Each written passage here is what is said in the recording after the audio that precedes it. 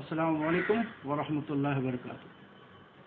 আজ 25 নভেম্বর 2016 শুক্রবার 21 দিনে পড়তে গেল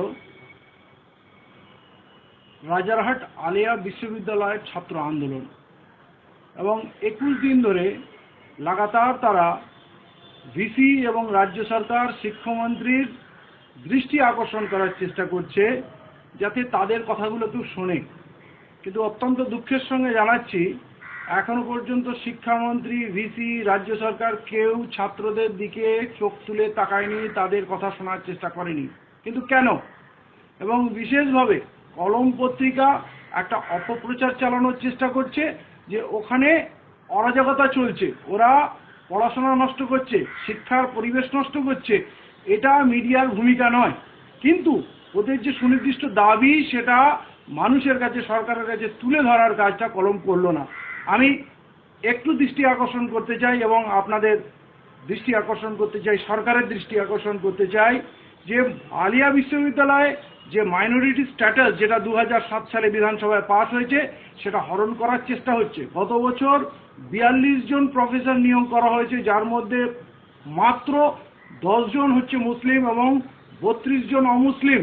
এবং সবথেকে দুঃখের বিষয়, অত্যন্ত যোগ্যতা সম্পন্ন পিএইচডি মানে যারা অধিকারী সেই সমস্ত রিসার্চ স্কলারদের সেখান থেকে বাদ দিয়ে অর্ডিনারি মাস্টার ডিগ্রি হোল্ডারদের চাকরি দেওয়া হয়েছে। এই ব্যবস্থা কেন?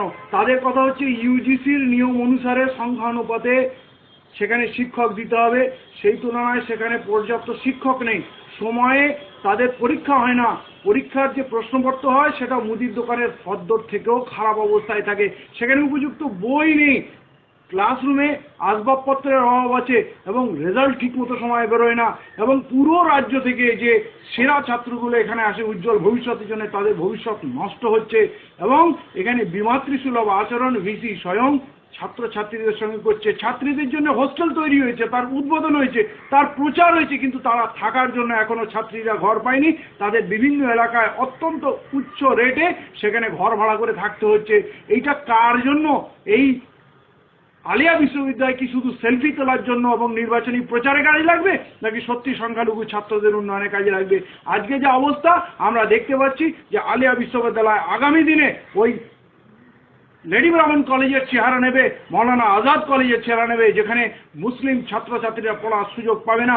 এবং অশিক্ষক কর্মচারী যারা আছে তাদেরও মুসলিম যারা কাজ করছিল দীর্ঘ 8 বছর ধরে তাদের সেখান থেকে তাড়িয়ে দিয়ে অমুসলিম স্টাফ সেখানে নিয়োগ করা হচ্ছে। এটা কিসের পরিকল্পনা? এই কথাটাই চিৎকার করে করে আলিয়ার ছাত্রছাত্রীরা বলার চেষ্টা করছে, কিন্তু তাদের কথাটাকে চাপা দিয়ে অপপ্রচার চালানো হচ্ছে যে তারা নাকি অরাজকতা করছে। আমি আপনাদের দৃষ্টি আকর্ষণ করছি, সরকারের দৃষ্টি আকর্ষণ করছি, অবিলম্বে এই ছাত্রদের কথা শোনা হোক, তাদের সঙ্গে আলোচনা করা হোক এবং তাদের দাবি দাওয়াগুলো পুরো করা হোক। এবং মাইনরিটি স্ট্যাটাস যেটা মুসলিমদের জন্য এই আলিয়া বিশ্ববিদ্যালয়, সেখানে যেন মুসলিমরা পড়াশোনার সুযোগ পায়, সুষ্ঠু ভবিষ্যৎ তার দিকে এগিয়ে যেতে পারে, সেদিকে সবাই যেন সরকার সচেতন হয়, এটাই আমার আবেদন। এবং অবিলম্বে এটা না করলে এটা অত্যন্ত হতাশা এবং অত্যন্ত দুঃখের এবং মুসলিমদের জন্য বঞ্চনার একটা নতুন ইতিহাস তৈরি হচ্ছে। এটাই আমি আপনাদের সামনে তুলে ধরতে চাই। আসসালামু আলাইকুম।